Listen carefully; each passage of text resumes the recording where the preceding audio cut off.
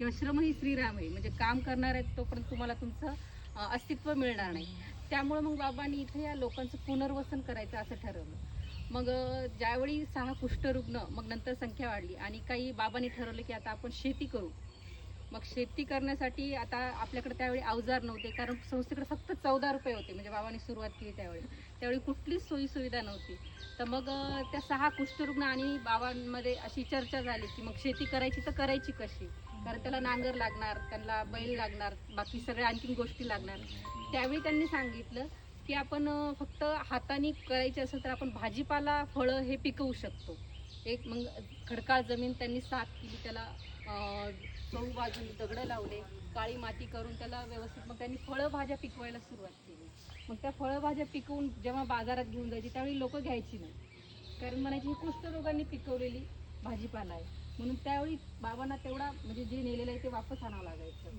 मग नंतर हळूहळू आपण शेतीला प्राधान्य दिले, शेती सुरू केली. मग नंतर पाण्याचा खूप मोठा प्रश्न पडायला लागला, या लोकांना पाण्याची व्यवस्था करावी. मग त्यावेळी विहिरी खोदल्या या लोकांनी स्वतःच्या हाताने, बाबांनी आणि कुष्ठरुग्णांनी मिळून.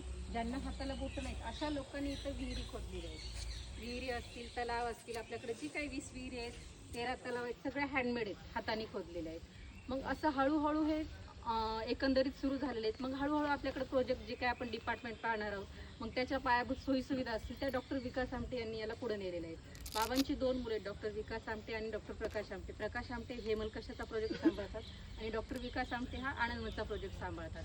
बाबांनी फक्त लेप्रसीपुरतं काम मर्यादित न ठेवता जी काही अंध आहेत, अपंग आहेत, मूकबधीर, दिव्यांग घटक जी काय आहेत त्या सगळ्या लोकांसाठी बाबांनी काम केलेली आहे. मग आपल्याकडे आता 3 स्पेशल स्कूल आहेत, अंधशाळा आहे, मूकबधीर शाळा आहे आणि संधिनिकेतन अपंगांची कर्मशाळा आहे. तर तिन्ही शाळेची मुलं ही आपल्याकडे निवासी असतात.